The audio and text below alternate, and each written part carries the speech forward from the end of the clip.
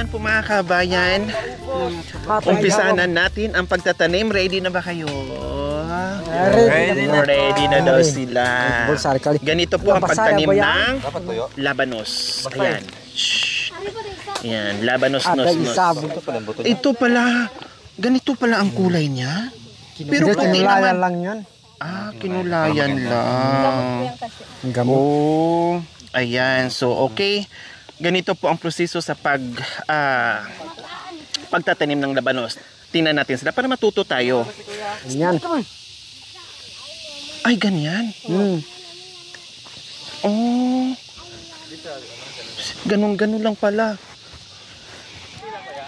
Kunti-kunti lang pala. Oh. Pag pinapal mo yan. Tapos magtawag ka ng manok. Tuk, tuk, tuk, tuk, tuk, tuk, tuk, tuk. Ang iningatan po dito yung manok. Ay, talaga. Kaya, ayan. Pero mga kabayan, pagkatapos natin magsabog ng binhi ng labanos mga kabayan, kasi delikado po pala ito sa manok. Kaya kailangan bantayan po nila. Pero pagkatapos natin may gagawin tayo mamaya. Tatay, no? May gagawin po tayo mamaya para yung sinabog natin ng mga binhi ay pupunta sa ilalim. Mamaya po, titinan nyo po mamaya. So basta ang gagawin muna natin ngayon ay ganyan muna. Paano nyo nalalaman? Nakikita mo yan, nasa... Ayun na nga. Ayun na nga, oh. Tapos hindi na tayo babalik. Isang ganun lang. Isang ganun lang yun, dadaanan na naman. Ito na naman. Hindi pala ito mauubos. Tipid din po pala mga kabayan, no? Hindi kasi mamamatay din pag wala silang yung allowance na... Pangit ang tubo. Pangit. Pero kung medyo madalang, magandang tignan. Okay. So, ayan po pala ang sikreto mga kabayan. Hindi pwedeng dikit-dikit. Kailangan malalaki yung agwat niya para maganda yung tubo. Kumbaga malalaki ang ma-harvest nila. So, ganyan po mga kabayan. Grabe, no? Grabe. Kaya nga sabi ko sa kanila, paano ang buhay nila dito? No? Paano makapag-survive na talagang ang buhay na dito ay buhay kabundukan, kumbaga. Ang sisipag ng mga katutubo nating Aitas, no, yung mga kapatid nating Aitas, ang sisipag nila mga kabayan, grabe madiskarte. Pag merong bakanting lupa talagang hindi pinapakawalan. Talagang nililinis, inaararo para meron silang mataniman. Kasi ito lang yung pag-asa nila. Buhay na buhay yung mga katutubong Aitas natin mga kabayan pag tag-ulan. Kasi dito sila tanim ng iba't ibang klaseng mga root crops tulad dito mga kabayan. Malungkot sila pag tag-init. Siyempre mamatay yung mga pananim nila, hindi sila makatanim. Gusto nila magtanim, wala, dito lang nakasalalay yung buhay nila. Ayan. So paano po ito, tatay? Yung pag-aabono wala na? Mayroon pong abono. Mayroon din. Kaso lang, maghanap muna ng pambili ng mga abono. Pag hindi ka nang diskarte, wala. Pag walang abono, maliliit yung... Kaya maganda. Pag may abono, medyo malaki ang kita. Medyo malaki kita. Yun nga lang, kailangan ng puhunan. Pera. Mga gaano kalaki bago abonuhan, tatay? Ganyang kalaki po. Kailangan umusbong na siya ng ganyan kahaba. So, pag medyo lumaki na, lalagyan na muna. Paano din po yung paglagay ng abono? Sabog din po? Sabog din. Parang palay na parang sinasabog-sabog lang. Okay, sige. Pag-uusapan po namin ni tatay tungkol sa abono. Malay nyo, ay matulungan natin bumili o makabili sila ng abono para maganda-ganda naman yung harvest nila. Para malaki naman din ang kita at lalos lang matutuwa na lalong salamat kung ganun na kasi kami talagang nagkakaroon talaga. Opo. Pakatulong din sa iba, kahit bilihin nila, mayroon silang farm din doon sa baba. Tama. Ang bait ni tatay, no? Kasi sabi niya, parang iniisip niya yung mga buyer para hindi lang yung buyer ang makakabili, ay pati na rin doon sa mga tulad natin na may mabibili tayo sa palengke. Kumbaga, yun ang ibig sabihin ni tatay. Okay, so pray natin, tatay. Walang imposible. Bili tayo gagawa tayo ng paraan na makabili tayo ng abono para balagyan natin ng abono ito. Ano yung abono. Opo. Importante sa pananim niya. Mga ilang sako po kaya ito sa tansya niyo, tatay? Kung halimbawa. Pag dito ba nga isang sako siguro yun. Hindi, sakwat siya. Yung itong isang ganan? Hindi, lahat nito. Lahat na. Lahat na. Sige, gagawa tayo ng paraan. Malagyan natin ito ng Kalahati yan, abono. ha? Lagyan natin lahat. Basta tanim lang tayo ng tanim. Basta tanim. Oo. Marami. Kung ano yung kaya ng lagyan natin ng abono, bahala na. Basta maglagay tayo ng abono. Kasi doon muna kay sila Maro at saka kay Joel. Kasi lahat pananim namin yan. Kami lang yung tulong-tulong. Pag kasi kami, wala kaming budget. Yung Kaya pinagtulong. tulong-tulong, may trabaho yung biyanan namin, tulungan namin. Opo. Pag Ikaw naman, tulungan kanila. Oo, Pag si tulungan. Joel naman, tulungan. Bayanihan. Opo. papamilya lang yun. Tama. Maganda yung ginagawa nyo. Talagang, Hindi ka naman tulungan pag hindi mo pamilya. opo. Bakit walang saboy dito? Meron na pala. Ayan, nakikita ko.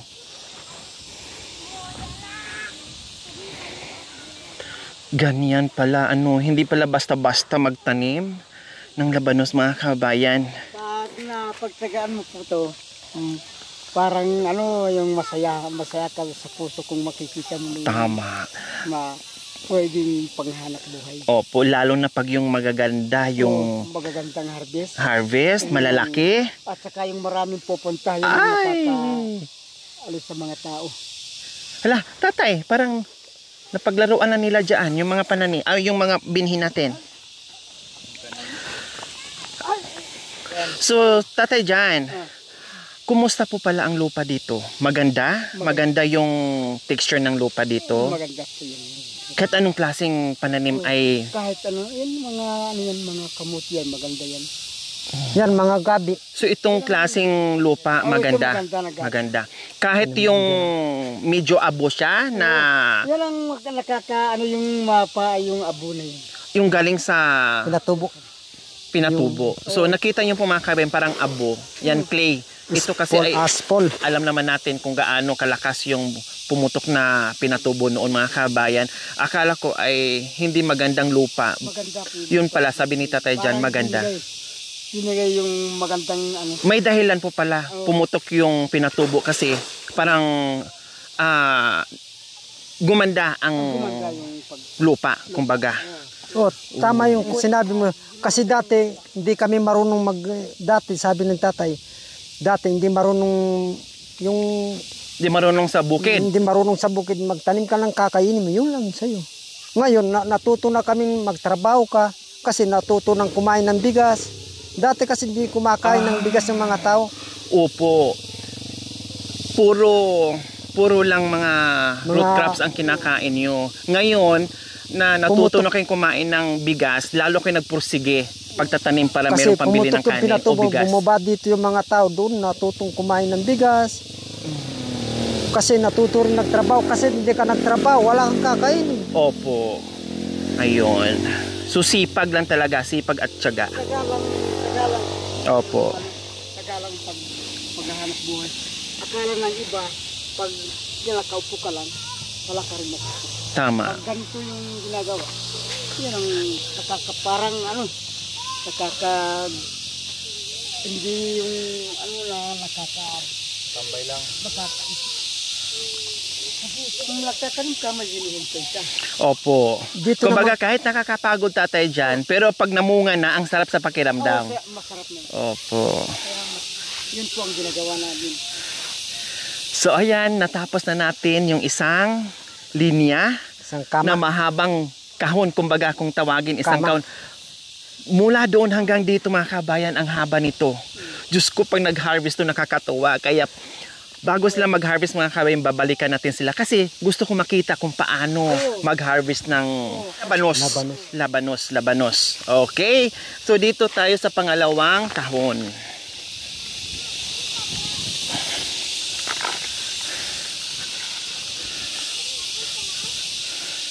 Hindi tayo pwedeng tayo ang gagawa kasi sila kabisado nila kung paano, kung saan nila isaboy. Subukin mo maagano ka dyan para makita yung Opo.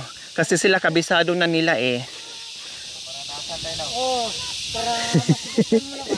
Ganitong Baka pumalpak tatay. sinapasal namin yung Baka pumalpak. Hindi magbunga. Dati kasi galing sa doon, sabi na kasi ng tatay ko, dati hindi marunong nang nagmumotor yung mga Aita. ita. Hindi marunong nang kumain ng bigas. Bigas. Ano lang yung kinakain, mga kamote, yung tinatanim mo lang yung sakto Opo, sa... opo. Kung ano lang yung nandiyan sa likod ng bahay, parang ganun, doon lang nakaasa. Ngayon, marami nang natutunan. Natutunang pumutok ng pinatubo, natuto Opo. yung mga Kaya may purpose pala yun, no? Kung bakit pumutok yung pinatubo. Para magbago matuto yung- sila, para mabago yung buhay nila, para umangat yung buhay nila. Ganun pala yun, tatay.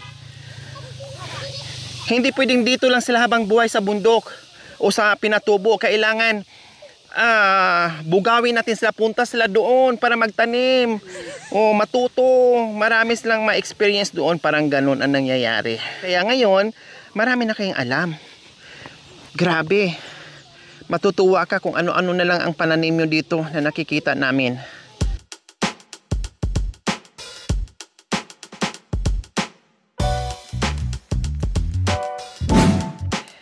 Kanina nagsabog tayo para maiwasan natin hindi maubos ng mga manok. Sa bagay, wala namang gaanong manok dito sa kabundukan, no?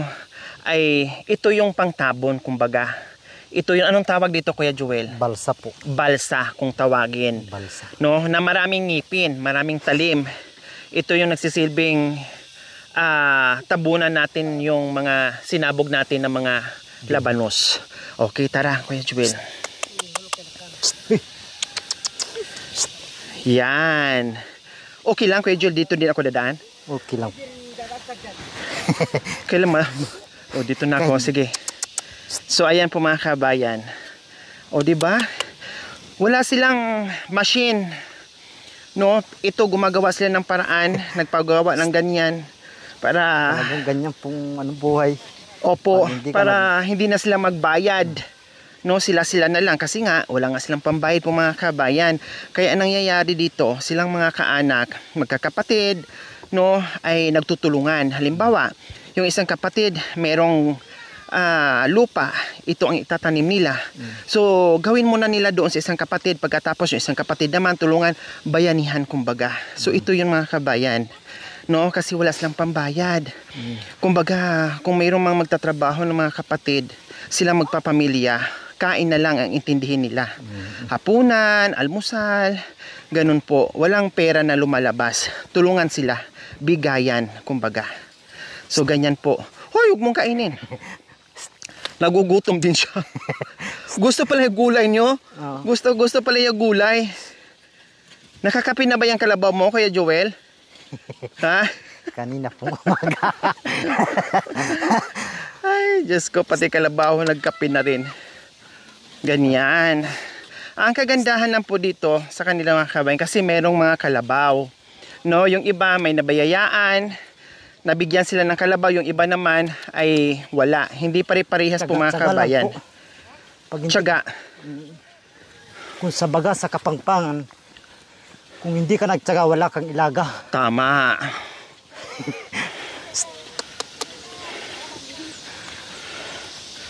Oh, ganyan. Tapos balikan. Isang Oo, daan oo. lang, Kuya Joel. Isa po dito sa baba. Tapos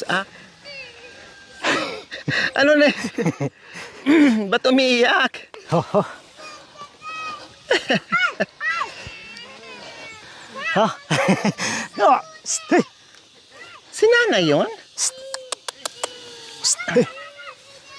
Parang si Nanay yun. Sino ba yun, si Nanay? Si tatay po. Yun. Si nanay po yun. Si Nanay nga. Anong ginagawa ni Nanay? Oo.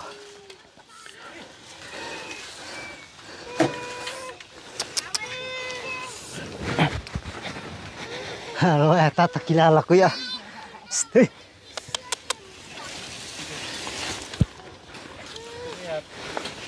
Takot. Natakot din pala siya eh. Oo. Dalawa po kasing balsan dadaan dito. Yung ano, okay na yon. Okay na po yun. Tapos, Isang daan lang. Tapos diyan naman po ngayon. Dalawang balsa pala. Sukat na sukat, no? Yun po kasing gusto ni tatay. Para bali anin na yung ano niya. Kung maliliit.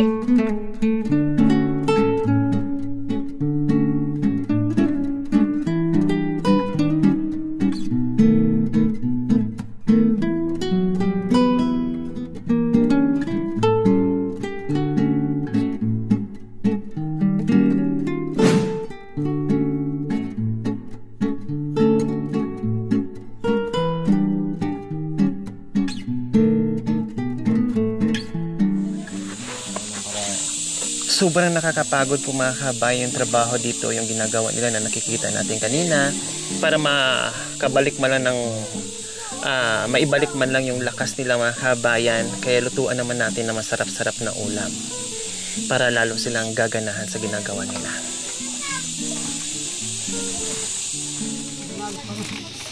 So ito na yung gabi natin mga kabayan na bagong pitas ni Nanay Philly.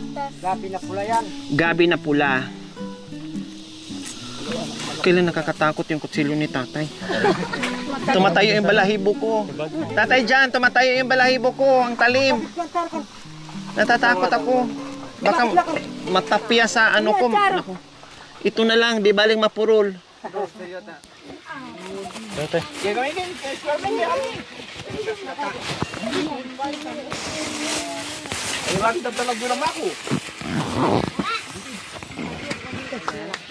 So ayan po mga kabayan, naglagay na tayo ng daon ng saging, bodol fight po tayo dito para paglagyan ng ating kanin at ulam. Dahil kakain na tayo, tanghalian na po. So ayan, nag-umpisa na tayo maglagay ng kanin.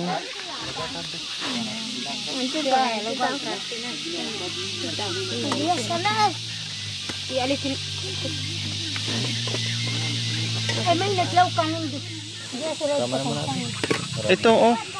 Okay yan. Ano, paggamit mo ni ate. Tanggalan mo ng kanin. Ito. Ate Clar. Ayan o yung sandok ko. Tanggalan mo ng kanin para di mahirapan.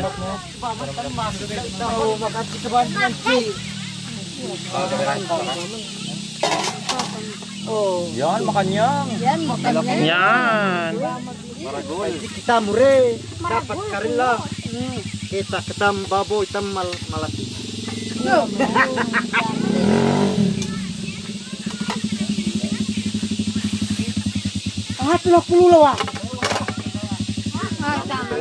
Pray muna tayo. Salamat Panginoon sa tanghaling ito. Salamat sa mga kapatid namin na kasama namin dito. Na ingatan mo sila sa pagbabalik nila sa lugar nila. Salamat din sa pagtatrabaho na patubuin ang pananim namin. Ganun din sa pagkain na to sa aming harapan na bindisyonan. Pagpalain sa matamis na pangalan ni Jesus. Amen. Amen. Okay. Hoy, Lagyan na dito. kain na tayo. Pwede nga ibuhos dito eh. Ganyan oh. Pwede ba ang kalibulugad laman eh? Yung sabaw lang ang ilagay dyan. Sige, oh, di, dyan na po. Kain na tayo. Yung laman dito na. Kain na tayo. Para makakain. Oh, Yan. lagyan mo na dito. Makan yan. Oh. Yan. Oh, sa gitna. Ayun, sabaw. Yan. Makan yan. Yan. Yan. Oh. Hindi na nakatiis eh. Oh, para makakain ka agad. Ayun sabaw, pwede nang i-ano. Yan. Ilagay na yung Okay, sabaw. reset. Kain na tayo. Bila. Pare. Dito, pwede dito. Kay Joel. Dito, ikot kayo iba. Yung iba. Dito. Matatangkad. Dito. Yung mga pandas sa taas. Dito, ikat kayo ba yan? Aray, ito yung ano. Pare. Pare, hati ka. Mga Ito dyan, sabi niya, pagbisita daw, kain dito na ng tayo, kainin. kain na. Kain na kayo. Aray, may pagkain yung dalawa. Marmar to, may. Sino yung dalawa?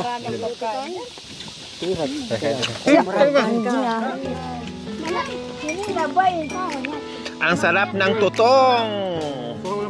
Oh. Huwag kayong kumain ng tutong ha, kasi iitim kayo. Ako lang. Dagan po. Ano yan? O bakit yung mga bata doon di kumain? Ah! Tutong. Yukba yun. Yukba. Oo, mga na lagi. Kain na po. Ayun na. Oy, dito, nandito yung no, ang dami oh. Damot. Damot to. Yung gulay. Ate Clarity, kunin mo to yung mga laman. O yan oh, kainin nyo yan. Ang dami-dami. Busan sila panis. Kain ka na.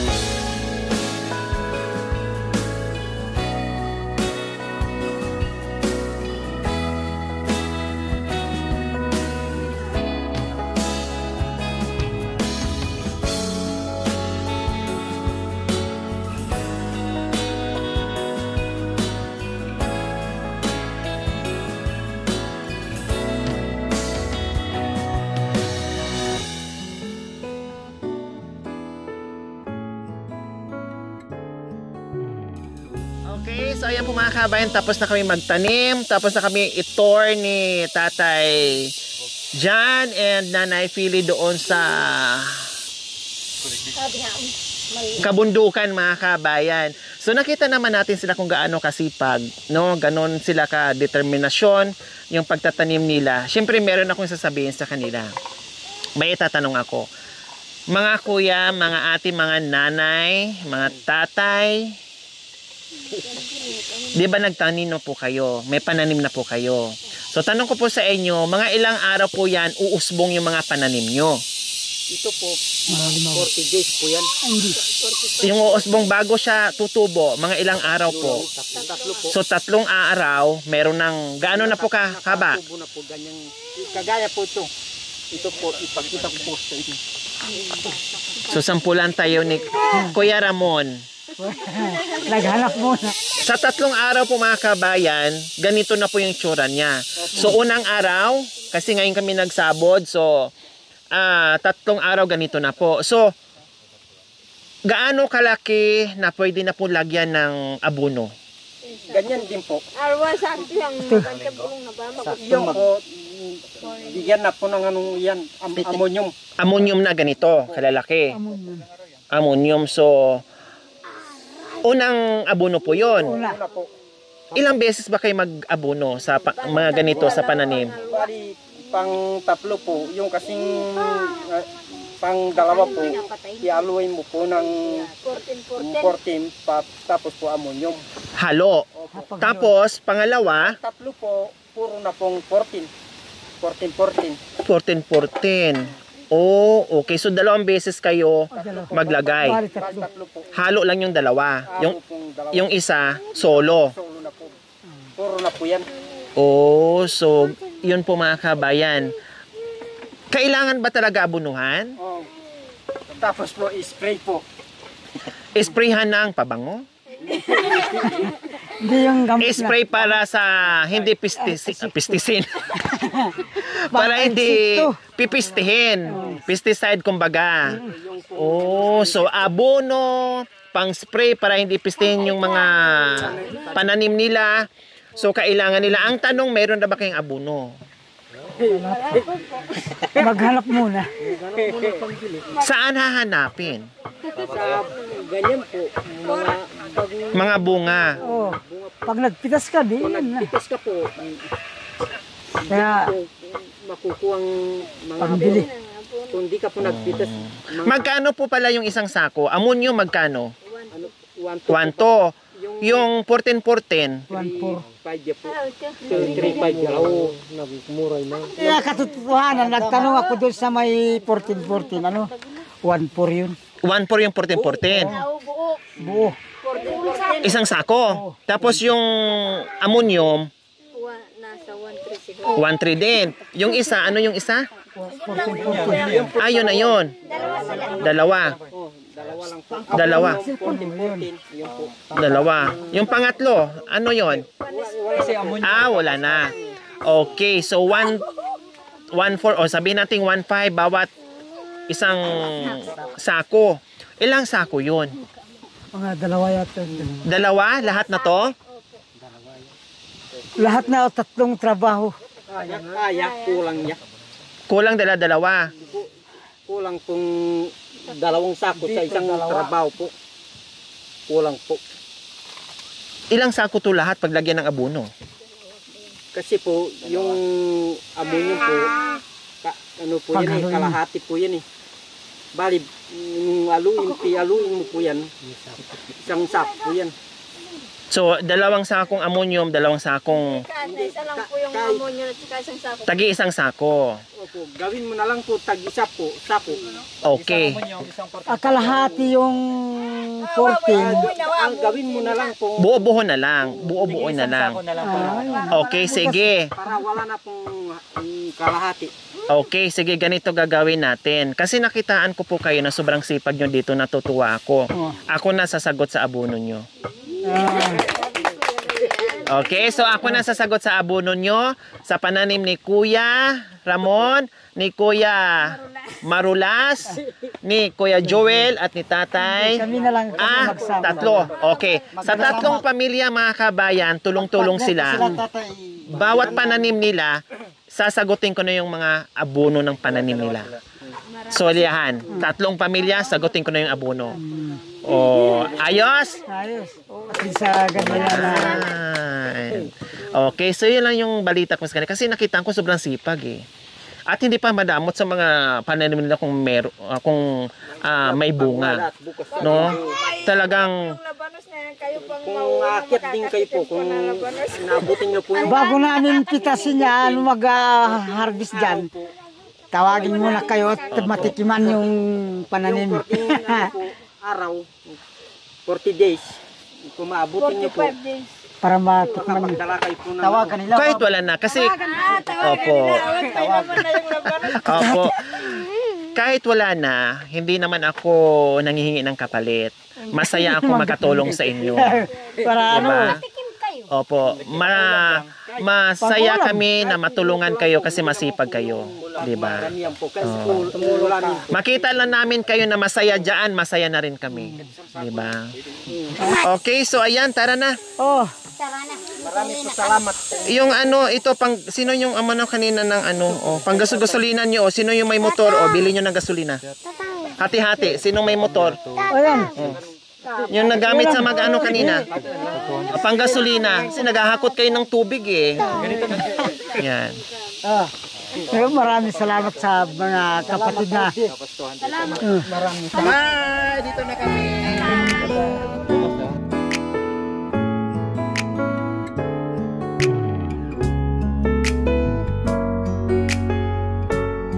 Thank you for watching. Don't forget to like, share, and subscribe. Hey there. Subscribe to my Yori Aquino Talita, Yori Aquino Talita, mabuti ang puso, di kayo hahayaan, tutulong sa mga kababayan.